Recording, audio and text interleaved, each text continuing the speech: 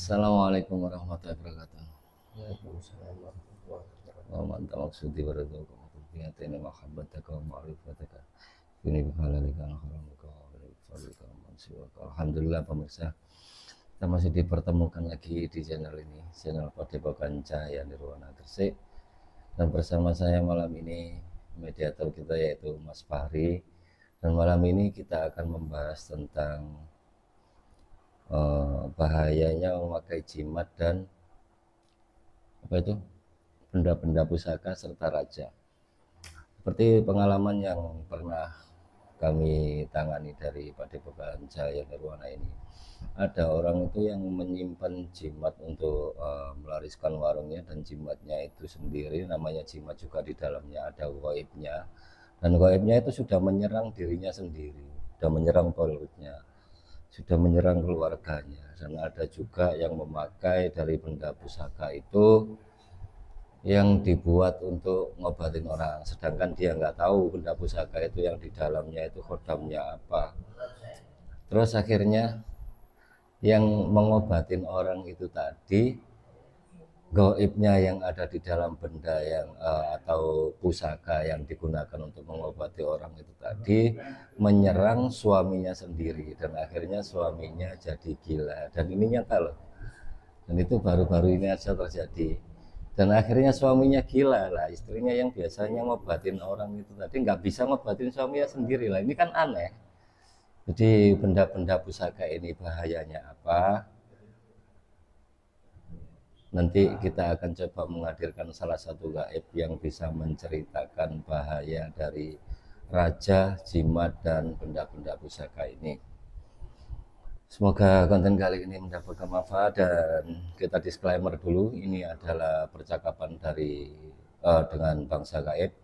Jadi jangan dipercaya 100%, dan kebenaran mutlak hanya milik Allah Subhanahu wa taala. Jadikan ini sebagai penambah wawasan dan pengetahuan saja.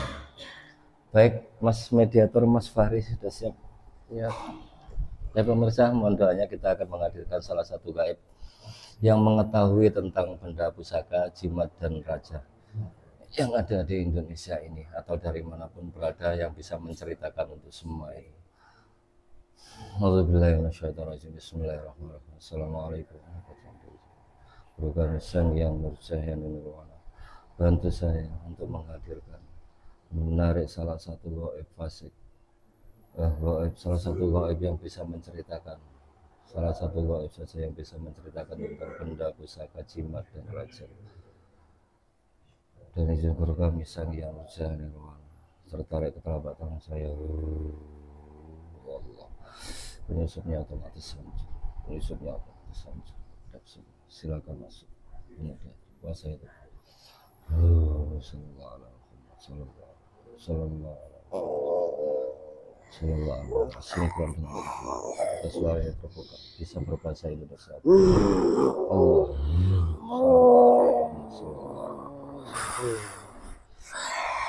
Energinya diselaraskan, jangan terlalu besar, sesuaikan dengan tubuh mediator. Allah.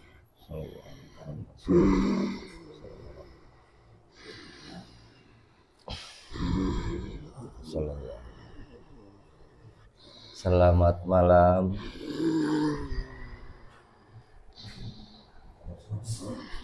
Kita suara yang tersambung bisa berbahasa Indonesia. Allah. Musuhnya. selamat malam.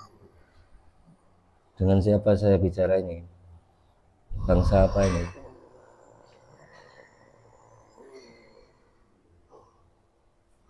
Bangsa apa ini? Kalau boleh saya tahu. Siluman. Oh, siluman.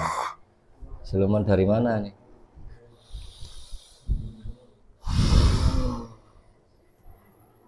Kodam benda, Dari mana? kodam benda pusaka. Oh, kodam benda pusaka. Kan dari Indonesia sendiri apa dari mana? Nah, Indonesia sendiri. Di Jawa. Dari benda pusaka apa ini? Yang berwujud apa benda pusaka? Keris. Keris. Wujud kamu apa sebenarnya?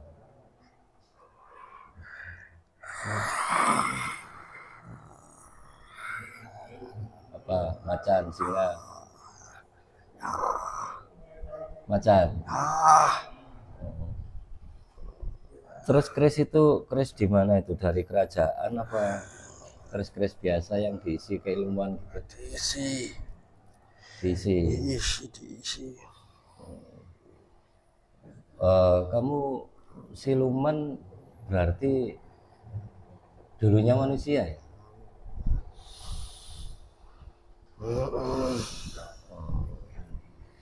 Dulunya manusia kayak kami ya di bumi ini ya. Ya. Kamu mengamalkan ilmu apa dulu kok sekarang meninggalnya jadi siluman? Bela diri. Oh, ilmu bela diri. Kapan itu? Zaman apa itu? Sudah lama atau belum? Sebelum merdeka. Oh, Indonesia sebelum merdeka. Berarti masih zaman kerajaan ya? Kerajaan apa itu? Majapahit. Pajajaran. Oh, kerajaan Pajajaran lama itu. Itu kerajaannya Prabu Siliwangi ya. Terus fungsi kamu di dalam keris itu untuk apa? Disuruh bantu sama yang punya. Untuk apa itu? Untuk ngobatin apa untuk kekuatan apa untuk kesaktian gitu? Tergantung permintaannya. Tergantung permintaannya. Ya. Berarti kamu bisa apa aja gitu, suruh ngobatin bisa gitu. Banyak pasukan saya. Oh, banyak pasukannya. Berapa jumlahnya pasukan kamu? Semakin banyak. Semakin dikasih makan semakin banyak. Oh, yang punya keris itu ngasih makan kamu. Nah, dikasih makan apa? Minyak. Minyak apa itu? Minyak khusus. Ya, jenisnya minyak apa? Saya nggak tahu nama minyaknya. Nggak tahu nama minyaknya kok kamu mau dikasih makan itu? Itu hanya simbolis bahwa dia mengetahui melayani saya. Oh, kamu cuman mengetahui dia melayani kamu gitu ya. Berarti kamu sudah lama membantu orang yang punya kamu ini, yang punya keris ini. Sudah berapa tahun? Sudah lama. Orangnya masih hidup apa sudah meninggal? Meninggal. Sudah meninggal. Terus sekarang keris itu di mana? Turun menurun. Turun menurun.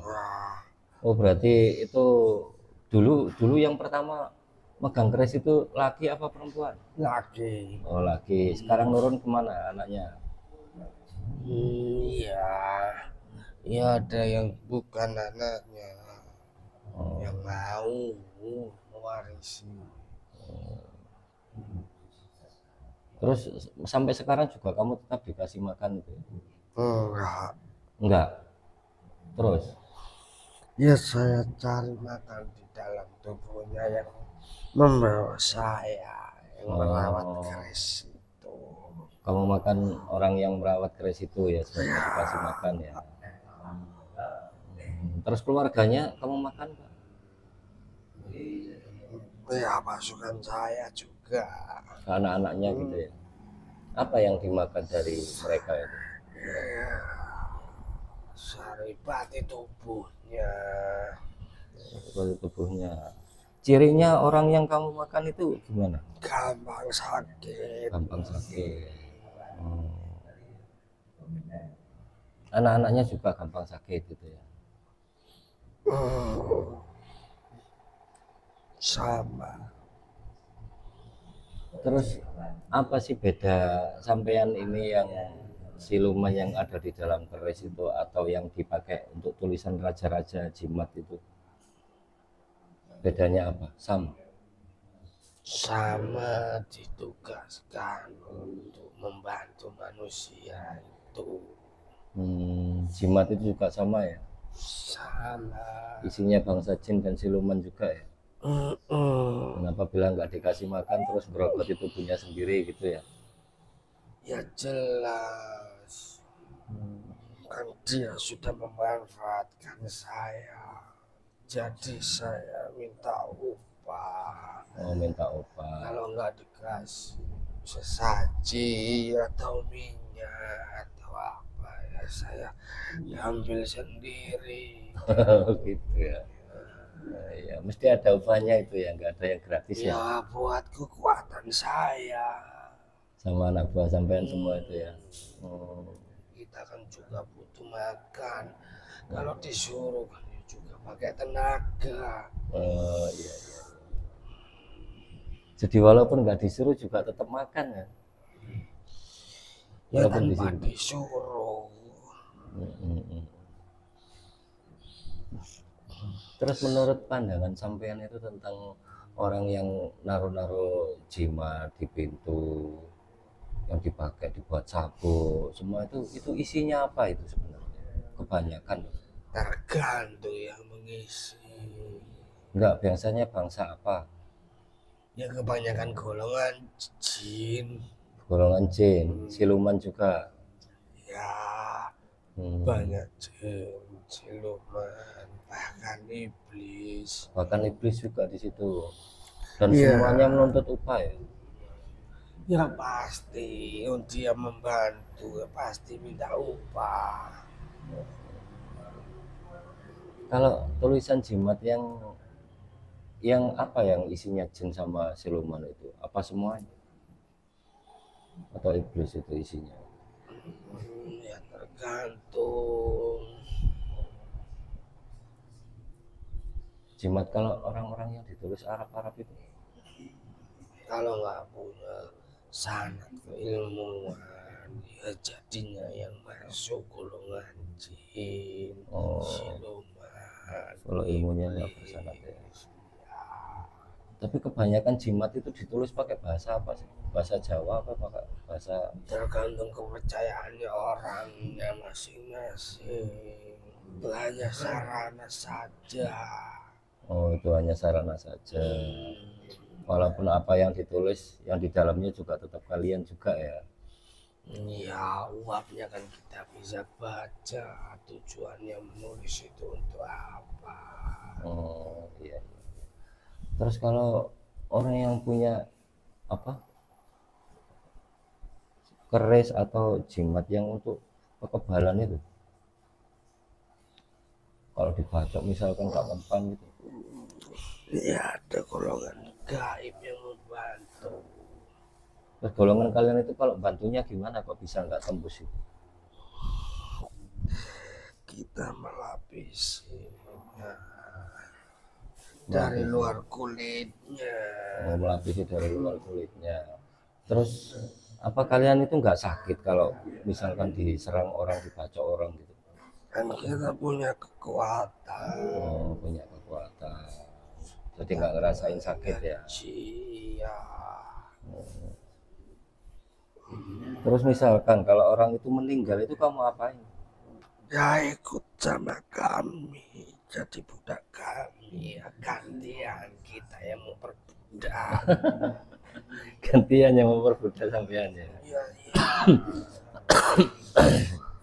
Jadi dia kalau merawat benda-benda pusaka atau jimat-jimat raja itu nggak, kalau meninggalnya itu nggak naik ke langit ya, nggak masuk surga gitu ya istilahnya. Ya masih ada urusan dengan kami. Oh, Tidak bisa. sampai kapan itu sampai anunya itu memperbudak Sampai mereka? hari kiamat. Sampai hari kiamat. Allah Akbar. Jadi di sana kamu suruh-suruh gitu ya? Ya gantian. Gantian. Ya, lebih lama kamu lah nyuruhnya sampai hari kiamat. Orang itu nyuruh cuma berapa tahun aja umur manusia ya. Ya itu sudah konsekuensi hukum alamnya seperti itu. Harus dibayar mahal ya. Ya. Kamu disuruh berapa tahun aja sampai umur manusia, kamu nyuruhnya sampai hari kiamat ya. Saya suruh cari orang lagi seperti dia biar banyak nanti yang tersesat. Terus kalau yang mempunyai benda-benda pusaka atau jimat itu kalau meninggal terus itu nggak ada yang mewarisi gitu, terus Gimana itu? Apa otomatis nurun ke anaknya atau gimana? Tergantung. Kalau saya sering dipakai dan anak keturunannya memanfaatkan dari hasil yang saya kerjakan, itu bisa otomatis masuk ke anak turunnya. Selama perjanjian itu belum diputus, kamu terus turun ke itu bahayanya itu pemirsa. Kalau punya benda-benda pusaka yang dalamnya itu kodamnya jin, bahkan bisa iblis atau siluman, itu kalau walaupun sudah meninggal juga anak keturunan sampean itu nanti akan dianuin kayak gitu loh. Karena hidup kami yang lebih lama.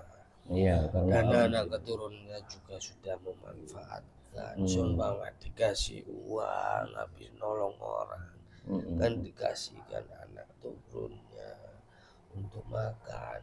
Itu salah satu perjanjiannya. Dia sudah memanfaatkan hasil kerja kami. Oh iya ya, jadi nurun sampai ke anak cucunya gitu ya. Masuk lewat darah. Dari hasil uang itu tadi ya, yang dia dapatkan itu ya. Sekarang saya mau tanya coba, yang banyak dukun-dukun di Indonesia ini apa menggunakan jasa sampean dengan benda-benda pusaka itu? Kebanyakan. Kalau siluman jin itu yang banyak membantu. Para dukun-dukun itu tidak terkecuali iblis juga membantu. Terus bagaimana itu kalau dukunnya pengen bertobat atau yang punya benda pusaka itu pengen bertobat, gimana caranya itu?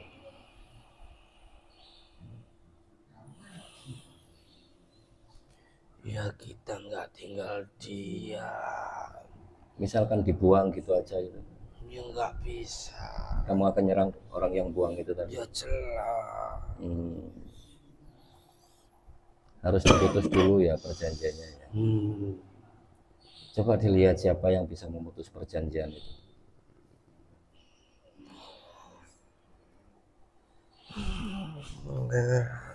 Saat ini hanya beliau yang diizinkan, yang diberi amanah untuk bisa memutuskan perjanjian secara gaib. Oh iya ya. Jadi nggak setiap orang bisa memutuskan perjanjian itu ya.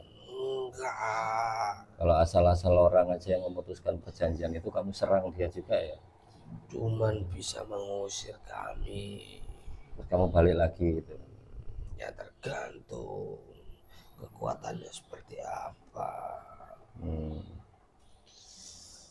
Kalau kita masih berani ya kita serang. Kalau udah kita merasa lebih besar kekuatannya dukun itu ya kita mundur. Oh gitu. Dan kebanyakan dukun itu langsung di backup oleh iblis. Iya. Langsung di backup oleh iblis ya. Makanya dia bisa kekuatannya besar gitu. Sekarang ya, karena itu dukun itu berpotensi mencari teman sebanyak-banyaknya. Untuk Jadi diajak, di backup langsung. untuk diajak neraka sama-sama dengan iblis itu ya. Iya, dilindungi dengan iblis. Asetnya iblis. Asetnya iblis. Untuk mencari yang berbentuk manusia, biar supaya menarik banyak manusia yang lainnya untuk disesatkan gitu ya. Banyak yang terjerumus, supaya banyak yang terjerumus. Dukun yang menggunakan jasa iblis jin siluman ini dukun jenis apa sih? Dukun santet, apa pesugihan, penglarisan, atau semuanya? Semuanya. Allah Akbar. Rata-rata kayak gitu ya. Ya. Ya, sampai umurnya sudah berapa ini, Mbak? Sudah berapa tahun? Kita tahu Allah. Ada 1000 tahun. 1300. 1300 tahun. Anak buah sampean berapa banyaknya?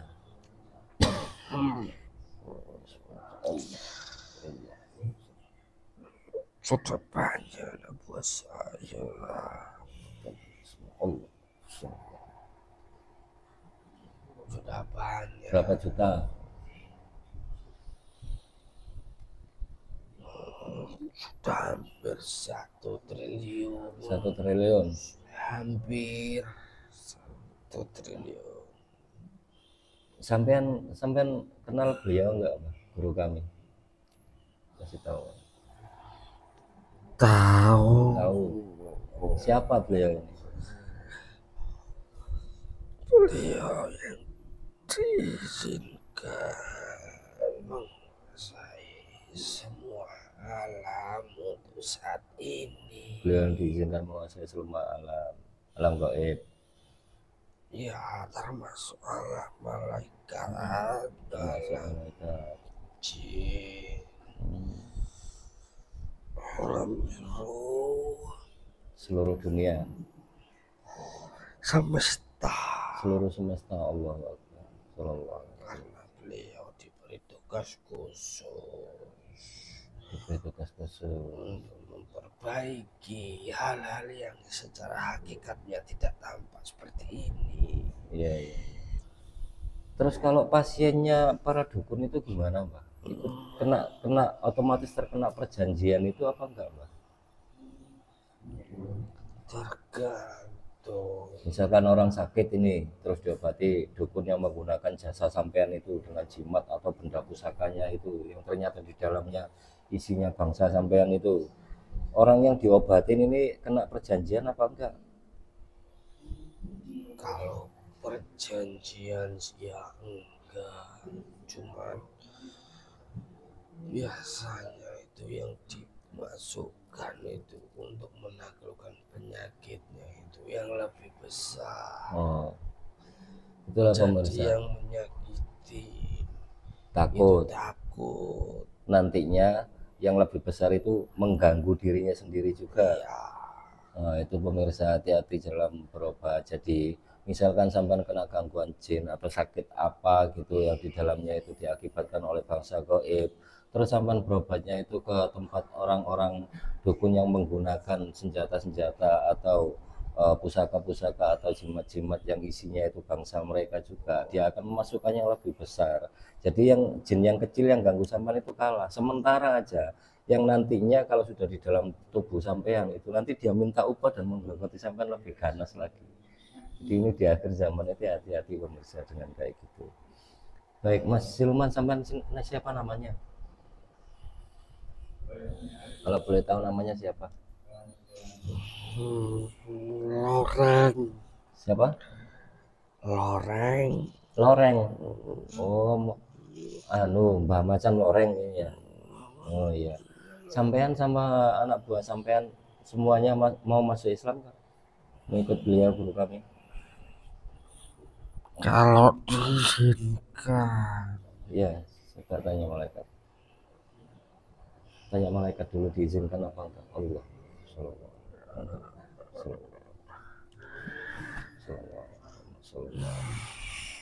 Sallallahu.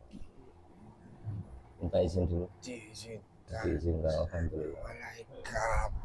Diizinkan ya, alhamdulillah. Sekarang anak buah sampean tarik ke sini dulu semua ya. Anak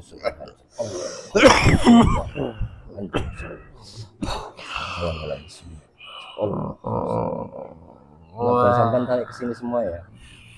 Dijak Islam bareng-bareng ya. Semua anak buahnya.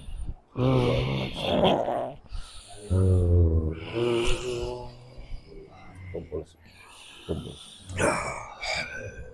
Sudah di sini semua belum? Sudah saya masukkan sini. Oh, sudah masuk semua. Gabung. Semua sudah bergabung. Baik, ikuti kata-kata saya ya. Bismillah. Bismillah. Bismillahirrahmanirrahim.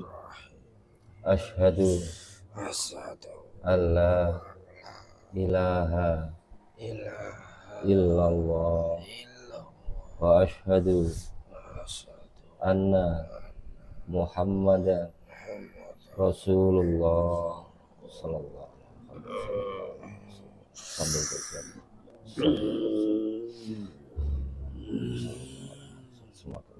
Itulah banyak semuanya.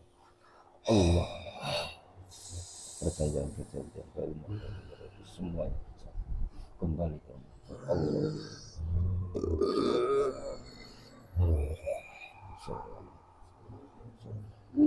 Sempurnakan wujudnya Allah.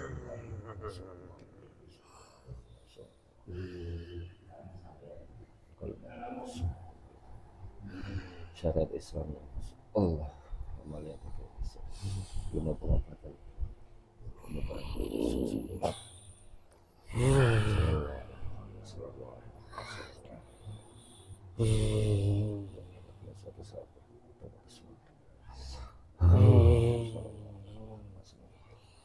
semakin.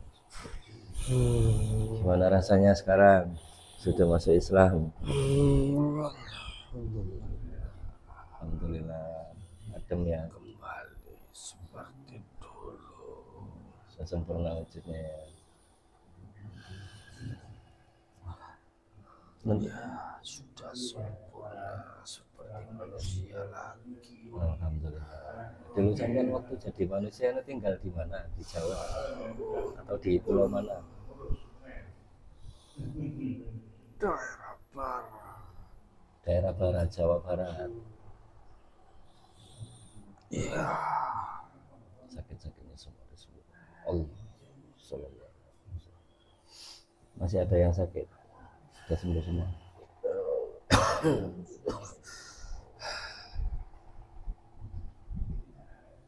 Daerah Jawa Barat. Daerah Jawa Barat. Terus pesan-pesan buat kami Mbah supaya nggak salah dalam berbuat itu.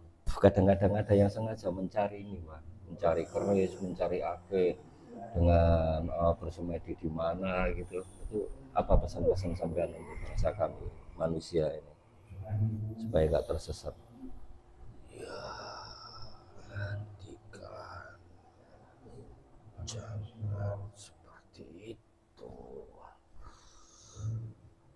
Ya, cukup hanya Allah saja jadikan sandaran. Cukup hanya Allah saja jadikan sandaran. Hasbunallah wa ni'mal wakil ya.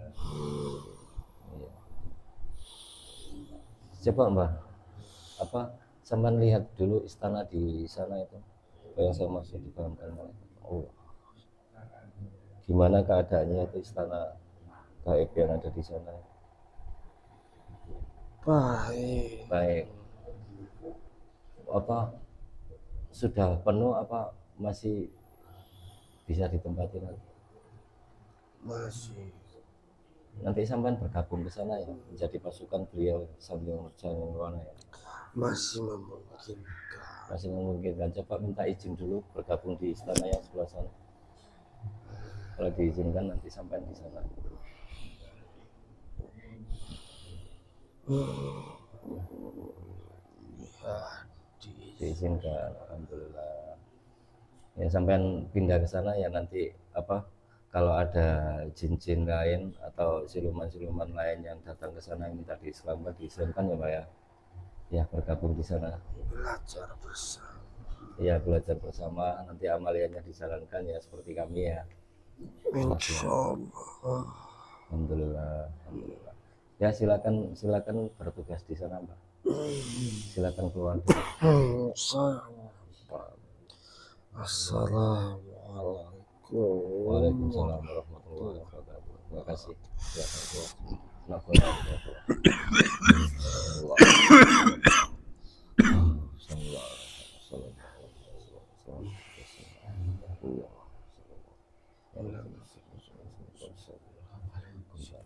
Singkat. Alhamdulillah rabbil alamin. Gitulah pemirsa. Jadi jangan salah jalan ya, jangan yang kemarin mengandalkan masalah keris, mengandalkan masalah jimat, mengandalkan masalah raja-raja itu yang di dalamnya itu isinya kayak gitu semua, dan itu nggak baik untuk fisik kita dan anak-anak kita, dan itu juga akan menyesatkan yang nantinya kita kalau waktu meninggal itu akan jadi budaknya iblis, ya budaknya itu tadi, budaknya apa, jin siluman yang pernah membantu sampean itu. Jadi kepercayaan-kepercayaan dengan benda-benda seperti itu dihilangkan. Cukup Allah saja yang menjadi sumber kekuatan kita. Jadi segitu dulu pemirsa percakapan dengan gaib kali ini. Kami dari tim Padepokan Jaya Nirwana Gresik mengucapkan terima kasih sebanyak-banyaknya dan share like sebanyak-banyaknya video ini. Semoga kedepannya channel ini menambah manfaat yang lebih banyak lagi. Akhir kata dari kami, assalamualaikum warahmatullahi wabarakatuh. Waalaikumsalam.